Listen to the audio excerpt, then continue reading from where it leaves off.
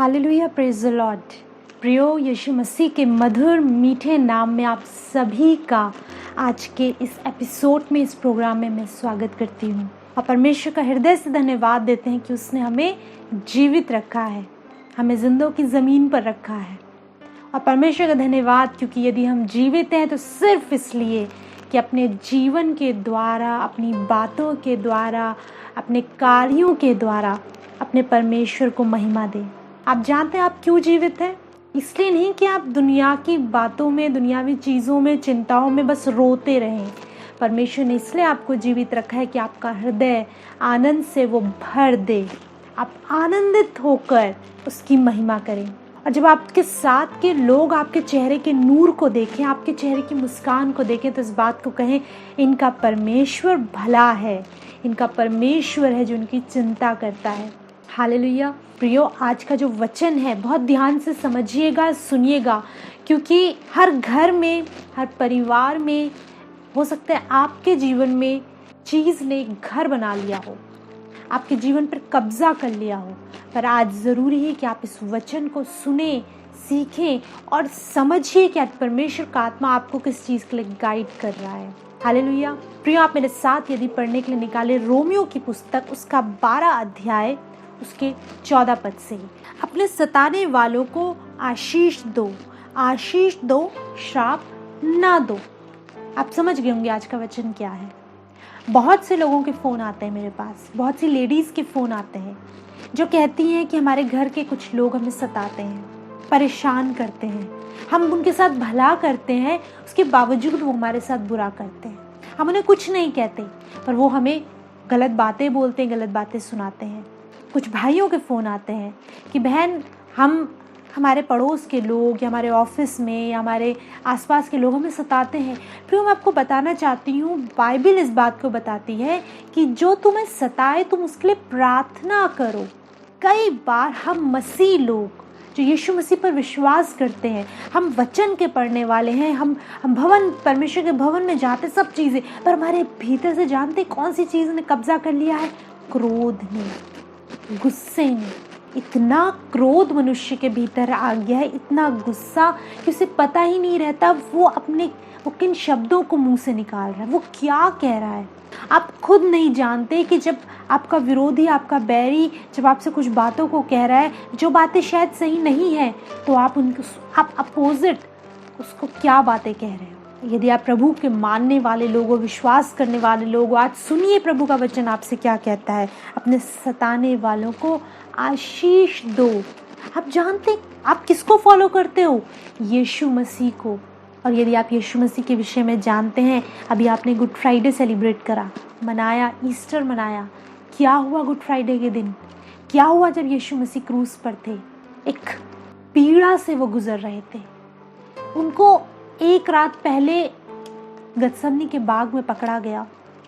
उनके ऊपर झूठे दोष लगाए गए। जो बातें उन्होंने नहीं कही, जो बातें कही, उसको तोड़ मरोड़ कर उनके ऊपर दोष लगाए गए। उनके चेले उन्हें छोड़कर चले गए। जो भीड़ कुछ समय पहले हालेलुया के नारे लगा रही थी, वो उसे छोड़कर चली गई। अदालत में खड़ा करके उस पर गलत आरोप लगाए गए, उसको ठट्टों में उड़ाया गया, मारा गया, पीटा गया, सर पर कांटों का ताज पहनाया गया। और इतना सब कुछ सहने के बाद उस क्रूस को लेकर वो उस खोपड़ी नामक स्थान पर जाते हैं, उस पीड़ा को सहते हैं, सब कुछ होता है। वहाँ पर भी जो सिपाही उसका मजाक उड़ा रहे हैं, कह रहे, इवन जो डाकू उसके साथ लटकाए गए वो भी कह रहा है कि यदि तू सच में परमेश्वर का पुत्र है तो नीचे उतारा, हमें भी बचा, खुद को भी बचा। एक असीम पीड़ा से होकर जा रहे हैं। और जानते हैं ऐसे समय में यदि यीशु मसीह जो परमेश्वर का पुत्र है, यदि एक बार वो कहता, स्वर्ग से आग गिरती और उन लोगों को भस्म कर देती, वहीं वो चीज़ खत्म हो जाती। अपने लोग उसे सता रहे थे, वहीं खत्म हो जाते। या वो अपने मुंह से शब्द कह सकता था और जो बातें वो कहता वो शायद सही होती, क्योंकि उसने ऐसा कुछ किया नहीं था, वो निर्दोष था। उसके बावजूद यीशु मसीह के मुंह से एक भी गलत शब्द आप नहीं सुनेंगे। वो क्या कहता है? हे पिता, इन्हें क्षमा कर, ये नहीं जानते ये क्या कर रहे हैं, तूने क्षमा कर। कोई इतने दर्द और इतनी पीड़ा में कैसे कह सकता है, हे पिता, इन्हें क्षमा कर? और आप कहते हो आप मसीह हो, आप यीशु मसीह को फॉलो करते हो, आप बाइबल पढ़ते हो, तो आपके भीतर क्रोध का आत्मा क्यों कार्य कर रहा है? आपने क्यों क्रोध को अवसर दिया हुआ है कि वो आपके भीतर रहे? आप जानते हैं जब आप किसी चीज़ को अवसर देते हो तभी वो आपके भीतर रहती है, चाहे वो क्रोध हो, चाहे वो व्यभिचार हो, चाहे वो चोरी हो, चाहे वो किसी से बैर या डाह करना हो। जब आप उस थॉट को, उस सिंगल थॉट को आप एंटरटेन करते हो, जब आप उसको अलाउ करते हो उस थॉट को कि वो आपके मन में घर बनाए, आप उसके बारे में विचार करते हो, धीरे धीरे वो आपकी देह पर कब्जा कर लेती है। इसीलिए बाइबल कहती है मैंने तुम्हें स्वतंत्र होने के लिए बुलाया है, दोबारा दासत्व के जुए में ना जुतो। मैं पहले भी इस बात पे प्रचार कर चुकी हूँ, जो व्यक्ति किसी भी चीज़ का दास बन बैठा है यानी कि वो दास है। अगर आप क्रोध के दास बन बैठे हो, इसका अर्थ ये है क्रोध आप पर प्रभुता कर रहा है।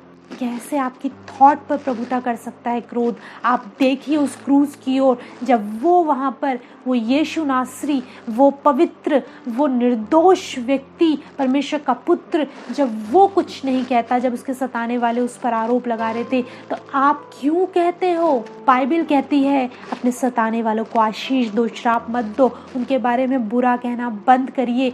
देखिए वो जो कर रहे हैं परमेश्वर उनका न्याय स्वयं करेगा, पर उससे पहले वो आपका न्याय करेगा। वो जो कर रहे हैं ज़रूर परमेश्वर उसका हिसाब लेगा, पर उससे पहले आपका, क्योंकि आप अपने मुंह से गलत बातें कहकर उस आत्मा को शोकित कर रहे हैं जो आपके भीतर मौजूद है, परमेश्वर की आत्मा को। आगे पढ़िए क्या लिखा है। आनंद करने वालों के साथ आनंद करो, रोने वालों को साथ रो, आपस में एक सा मन रखो, अभिमानी ना हो परंतु दीनों के साथ संगति करो, अपनी दृष्टि में बुद्धिमान ना हो। 17 पद पर ध्यान दीजिए क्या कहता है। बुराई के बदले किसी से बुराई ना करो, जो बातें सब लोगों के निकट भली है उनकी चिंता क्या करो। बुराई के बदले बुराई मत करो। अगर फॉर एग्जाम्पल किसी ने आपके घर में कचरा डाल दिया है तो आप अपना कचरा लेकर उसके घर में मत डालिए। किसी ने आपको गुस्से में 2 गाली दी है तो आप उसे बदले में गाली मत दीजिए। यदि वो आपके साथ बुरा कर रहा है तो आप ये सोचते हो कि अरे मैं उससे भी ज़्यादा बुरा उसके साथ करूँ। नहीं, यदि आज आप इस वचन को सुन रहे हैं मेरे प्रियो, तो परमेश्वर का आत्मा आज आपको करेक्ट करना चाहता है। मैं जानती हूँ आप इन बातों को जानते हैं। ऐसा कोई व्यक्ति नहीं है जिसको नहीं मालूम उसे क्या करना है। बस फ़र्क ये होता है जब हमारे हृदय में ये हल्की सी आवाज़ आती है कि तू ऐसा मत बोल, तू ऐसा मत कर, हम उस आवाज़ को नज़रअंदाज करते हैं।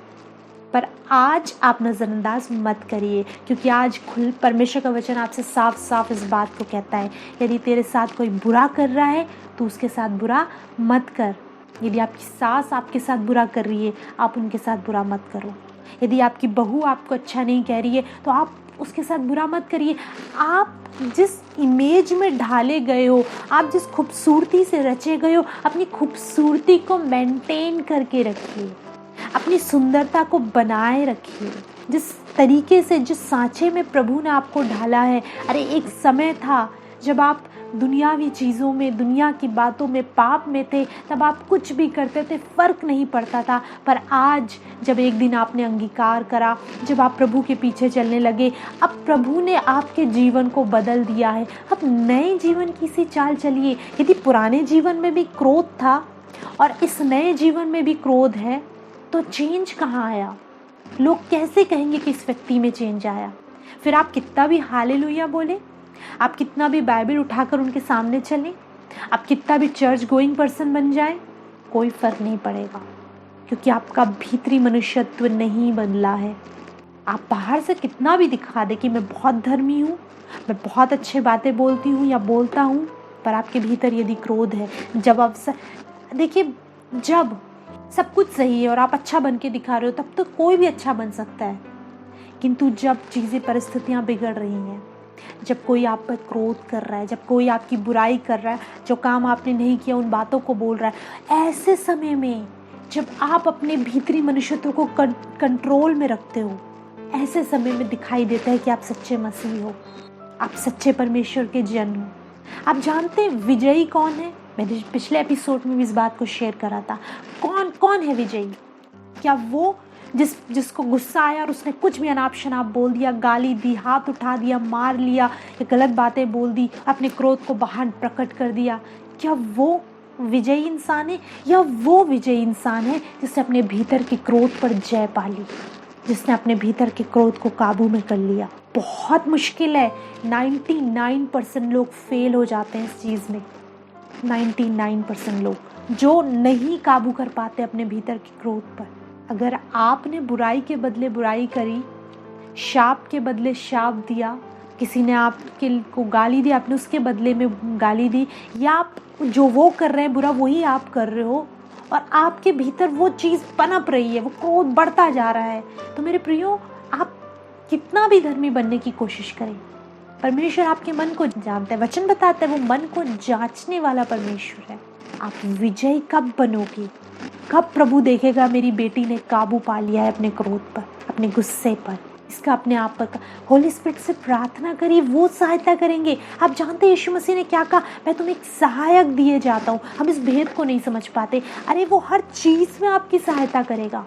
होली स्पिरिट के नाम से लोग बड़े सेंसिटिव हो जाते हैं। अरे होली स्पिरिट, इसका मतलब ये अब आराधना करनी, ये वचन वर्शिप करनी तभी वो उतरेगा। नो, आपके हर सिंगल डे में आप जो कुछ आप करोगे वो आपकी सहायता करेगा। जब भी जिस भी चीज़ में आप उसकी हेल्प मांगोगे वो आपकी हेल्प करेगा। यीशु मसीह ने ये नहीं कहा था कि सिर्फ प्रार्थना करते समय हेल्प करेगा, लिखा है वो मैं तुम्हें एक सहायक दूंगा। हर चीज़ में वो आपकी सहायता करेगा। आप हेल्प मांगिए उससे। आगे वचन कहता है 18 पद, जहाँ तक हो सके तुम भरसक सब मनुष्यों के साथ मेल मिलाप रखो। हे प्रियो, बदला ना लेना, परंतु परमेश्वर के क्रोध को अवसर दो, क्योंकि लिखा है बदला लेना मेरा काम है। प्रभु कहता है मैं ही बदला लूंगा। हालेलुया। आप बदला मत लो। यदि कोई आपके साथ बुरा करता है और आप बदला लेने की सोच रहे हो, आज प्रभु का कलाम कहता है बदला लेना, बदला लेना मेरा काम है। और आगे भी वचन कह रहा है मैं ही लूंगा।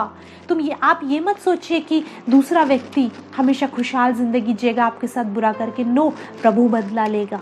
उसको क्रोध को अवसर दो, परमेश्वर को अवसर दो, उसे करने दो, वो अपने तरीके से बदला लेगा। आप पाप में मत पड़ो, आप गलत करके पाप में मत पड़ो। आप अब जैसे मैंने कहा, जिस सांचे में आप ढाले गए हो, जिस खूबसूरती से आप रचे गए हो, जो प्रभु आपके भीतर अपने पुत्र को देखता है, क्या कहता है वचन? परमेश्वर का मंदिर हो आप, उसका आत्मा आपके भीतर वास करता है, यीशु आपके भीतर वास करता है। और जब यीशु वास करता है, इसका अर्थ ये है जो यीशु क्रूस पर था, जिसने अपने सताने वालों को कुछ नहीं कहा, कोई गलत बात नहीं बोली, कुछ गलत नहीं किया, वही आपके भीतर वास करता है। जब वो आपके भीतर वास करता है तो आप भी उसके जैसा बने। आप उसे शोकित मत करें। आप उसकी संतान है। बेटा अपने बाप की तरह होता है, आप उसकी संतान है। परमेश्वर को अवसर दे क्रोध का। बहुत अच्छा तरीका मैं आपको बताती हूँ। जब आपको कोई बुरा कहे, आपके साथ कुछ बुरा हो रहा हो, आपके ऑफिस में, आपके घर में, आपके पड़ोसी, किसी भी रीति से आपके साथ कुछ बुरा हो रहा हो, अपने कमरे में जाइए, अपना कमरा बंद करिए और जो कुछ हो रहा है परमेश्वर से कहिए। उसके आगे उन बातों को रखिए। आपको गुस्सा आ रहा है, उससे कहिए। अगर आपको रोना आ रहा है कि आपके साथ बुरा हुआ, आप उससे कहिए। मेरे पास फ़ोन आते हैं कई बार, बहनें बहुत रो रो के अपनी बातों को बताती हैं, बहुत परेशान होकर, और मैं बहुत दिल से उन बातों को सुनती हूँ, क्योंकि मैं सोचती हूँ कि परमेश्वर ने मुझे इसके लिए ठहराया है कि मैं उनके दुख को अपना दुख समझकर फिर प्रार्थना करूँ। यदि मैं सिर्फ सुनकर प्रार्थना कर दूँ तो मेरा मन में शांत नहीं हो पाती, किंतु जब मैं उसके दुख को अपना दुख समझकर प्रार्थना करती हूँ तो मुझे लगता है हाँ प्रभु, मैंने प्रार्थना करी है। तो कई बार जब बहनें फ़ोन करती हैं, जब वो रो रही होती, मैं कहती हूँ बहन ठीक है, आप मेरे सामने रो रही, मैं प्रार्थना भी करूँगी, पर एक बात सुनिए, आप जानते हो कि राशि सिस्टर सुन रही हैं, वो हैं एक स्थान पर बैठी, आपकी फ़ोन कॉल को सुन रही हैं, वहाँ से आप उत्तर पाओगे। आप इस विश्वास के साथ फ़ोन करते हो, इसी विश्वास के साथ प्रेयर रूम में जाइए, प्रार्थना करिए, क्योंकि जिस परमेश्वर से आप प्रार्थना कर रहे हो वो है, आप जो कह रहे हो वो सुनता है और वो उसका उत्तर भी आपको देगा। आप जानते हो मैं एक मनुष्य हूँ, मैं एक स्थान पर बैठी हूँ, आप मुझे फ़ोन करोगे, मैं सुनूंगी, मैं प्रार्थना करूंगी, क्योंकि आप मुझे देख पा रहे हो, सुन पा रहे हो, और आप जानते हो मैं विजिबल हूँ, मैं हूँ। मैं जब बताना चाहती हूँ मेरे प्रियो, इसी फेथ, इसी विश्वास के साथ अपने कमरे में जाइए, बैठिए, और जैसे आप मुझे बताते हो इसी रीति से परमेश्वर को सारी बातें बताइए। ओ प्रभु, मेरे पड़ोसी ने मेरे साथ अच्छा नहीं करा, मैंने उसके साथ कुछ बुरा नहीं किया, वो मुझे गाली देता है, वो मेरे साथ बुरा करता है, मेरा पति मेरे साथ बुरा करता है, मेरे घर के लोग मेरे साथ बुरा करते हैं, मैं भला करना चाहता हूँ। और मेरे प्रिय, मैं बताना चाहती हूँ अपने मन को खाली कर दो, क्योंकि बाइबल बताती है अपने मन को धारा के समान उसके सामने उंडेल दो। जो कुछ आपके मन में है, क्रोध है, गुस्सा है, उसको बताओ। उसको बताना ज़्यादा अच्छा होगा, परमेश्वर के आगे अपनी बातों को रखना बहुत अच्छा होगा, बजाय इसके कि आप उन लोगों के पास जाओ और उनसे लड़ाई करो, उनसे बदला लो, उनसे दुश्मनी करो, उन्हें शाप दो। नो, प्रेयर रूम में जाकर आपको शाप नहीं देना है लोगों को, आपको वहाँ पर जाकर अपनी बातों को उठा के आगे रखना है। और देखिए, जब आप ये सब कुछ रख देंगे, आंसू बहा देंगे, उसके बाद शांत होकर बैठ जाइए, आपका मन भीतर से शांत हो जाएगा। आपको ऐसा लगेगा कि मेरा मन खाली हो चुका है, शांत हो गया है। होली स्पिरिट आपको शांत करेंगे, आपके मन में आनंद को प्रकट करेंगे। और जानते हैं क्या होगा? फिर आप उन लोगों के लिए प्रार्थना करिए, फिर आप उन लोगों के लिए आशीष की बातें कहिए। ओ प्रभु, ठीक है उसने मेरे साथ बुरा किया, पर तू मेरे भीतर रहता है, मैं तुझे शोकित नहीं करूँगा। आप उनके लिए प्रार्थना करिए, उस बहन के लिए प्रार्थना करिए जिसने आपके साथ बुरा करा, उस भाई के लिए प्रार्थना करिए। आगे एक वचन कहता है, कलाम कहता है, 20वां पद, परंतु यदि तेरा बैरी भूखा हो तो उसे खाना खिला, यदि प्यासा हो तो उसे पानी पिला, क्योंकि ऐसा करने से तू उसके सिर पर आग के अंगारों का ढेर लगाएगा। भूखा हो तो खाना खिला। अरे उसे ज़रूरत हो तो ये मत सोच कि अरे इसने मेरे साथ बुरा किया, मैं इसे क्यों दूँ, क्यों करूँ इसके लिए अच्छा। सिर्फ खाने पीने की बात नहीं मेरे प्रियो, यदि वो आपसे किसी भी हेल्प के लिए आता है, आपकी मदद मांगता है, आप करिए उसकी मदद। जो कुछ आपसे बन पड़ता है उसके लिए अच्छे से अच्छा करिए। ऐसा करके तो उसके सर पे अंगारों का ढेर लगाएगा। जानते हैं वो क्या सोचेगा अपने मन में कि मैंने इसके साथ इतना बुरा करा, उसके बावजूद ये मेरे साथ अच्छा कर रहा है। आग के अंगारों का जैसे सर पे ढेर होता है, सर जल रहा होता है आग के अंगारों से, ऐसा उसे लगेगा। इससे बड़ी बात और क्या होगी कि आप उसके लिए ऐसा करें। ज़रूरत के समय उसके लिए अच्छे, कोई उसकी हेल्प ना कर रहा है, ऐसे समय में आप उसके लिए खड़े हो जाइए। और ऐसा आप कब कर पाएंगे? जब प्रभु का आत्मा आपके भीतर कार्य करेगा। इसीलिए मैं कहती हूँ, जब भी आपको ऐसा महसूस हो कि अब आप अपने क्रोध को काबू में नहीं कर पा रहे हो, अपने कमरे को बंद करिए, किसी से कुछ मत कहिए, मुंह को बहुत काबू में करिए। याकूब की पत्री में लिखा, अपनी जीभ को वश में कर ले। पढ़िए याकूब 3 अध्याय पूरा पढ़िए, देखिए उसमें क्या लिखा है। समय होता तो मैं आपके साथ शेयर करती, उसमें कितनी बातें लिखी हैं जीभ को कंट्रोल में करने के लिए। इसीलिए इस जीभ को कंट्रोल में करिए, गलत बातें बोलना बंद करिए। इस जीभ के द्वारा सिर्फ प्रभु की महिमा करिए। अपने कमरे में जाकर उसके सामने इस बातों को कहिए। और 21वां पद कहता है, बुराई से न हारो परंतु भलाई से बुराई को जीत लो। आप हारो मत बुराई से। पता है आप कैसे हारते हो बुराई से? जब आप बुरा के बदले बुरा करते हो, बुराई के बदले बुराई करते हो, गलत के बदले गलत करते हो, तो आप हार जाते हो। लिखा है बुराई से मत हारो, भलाई से बुराई को जीत लो। आपकी भलाई उसके मन की बुराई को जीत ले। आप सोच रहे होगे बहन ये बहुत टफ है। बिल्कुल टफ नहीं है। जब यीशु मसीह कर सकते हैं, मनुष्य में, पूरे मनुष्य के रूप में वो इस संसार में थे। यीशु मसीह को भी प्यास लगी, यीशु मसीह को भी भूख लगी, उन्हें भी गुस्सा आया, उन्हें भी रोना आया। आप ये नहीं कह सकते अरे वो तो परमेश्वर थे। नो, मनुष्य के पूरे मन, जैसे आप हो वैसे ही वो थे। जब वो कर सकते हैं तो आप भी कर सकते हो, क्योंकि लिखा है तुम परमेश्वर का मंदिर हो, वो आपके भीतर वास करता है।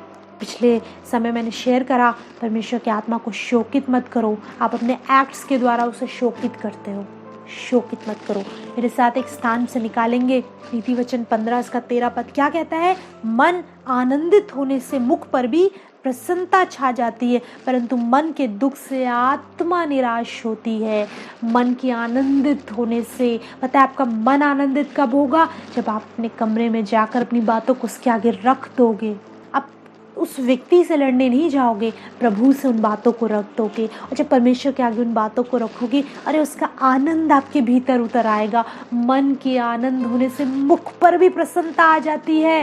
आपका जलना कुड़ना सब खत्म हो जाएगा, आपके मुख पर प्रसन्नता आ जाएगी। और लिखा है, लेकिन मन का जो दुख होता है उससे आत्मा तक निराश हो जाती है। कौन सा आत्मा? जो आपका आत्मा है, जो प्रभु का आत्मा है, वो निराश हो जाता है मन के दुख से।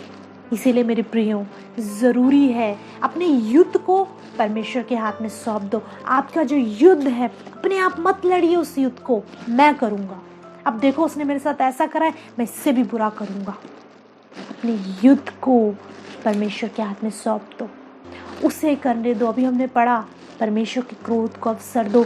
अरे उससे क्रोध कर, आप पढ़िए बाइबल में, परमेश्वर का जब क्रोध प्रकट हुआ तो बैरी कैसे नाश होते हैं। उससे क्रोध करने दो। आपको क्या करना है? आपको सिर्फ प्रार्थना करनी है।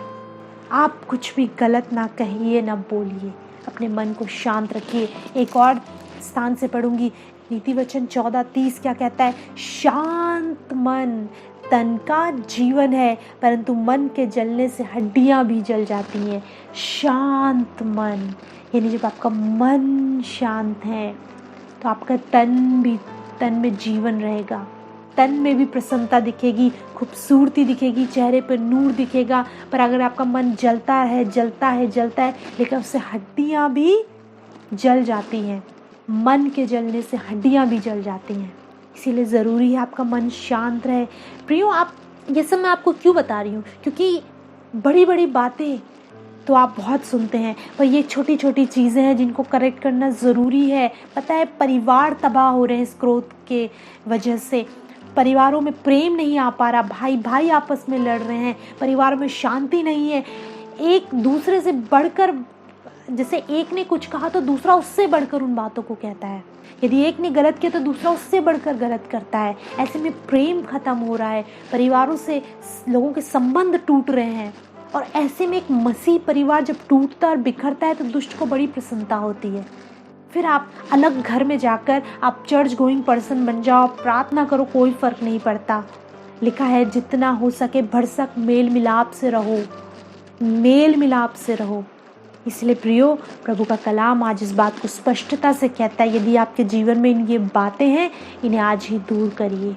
परमेश्वर ने आपको इसलिए नहीं रचा, इसलिए नहीं रखा इस संसार में कि जैसे अन्य जातियां कर रही हैं आप भी उन्हीं चीज़ों को करें, जैसे अन्य लोग कर रहे हैं आप भी वैसे ही बने। परमेश्वर ने इसलिए रखा है कि आपके भीतर उसका आत्मा वास करे, आप उसके आत्मा को शोकित ना करें। सहायता के लिए उस सहायक को पुकारें, परमेश्वर के आत्मा को पुकारें। कहिए, प्रभु मुझे सहायता की ज़रूरत है। मैं जानती हूँ हम फ्लैश में होकर, शरीर में होकर बहुत सी चीज़ों पर हम कंट्रोल नहीं कर पाते, पर जानते हैं होली स्पिरिट हमें दिया ही इसलिए गया है कि वो हमारी सहायता करे। उसको पुकारिए, परमेश्वर की आत्मा को पुकारिए। कहिए, होली स्पिरिट मेरी सहायता करिए, इस क्रोध को मैं करना नहीं चाहता, आप मेरी सहायता करिए, क्रोध मेरे भीतर ना रहे। इस व्यभिचार को मैं करना नहीं चाहता, आप सहायता करिए, व्यभिचार मेरे भीतर ना रहे। और जब परमेश्वर आपको देखेगा तो परमेश्वर आपसे प्रसन्न होगा, उसके क्रोध को अवसर दे, वो आपका बदला लेगा। हालेलुया।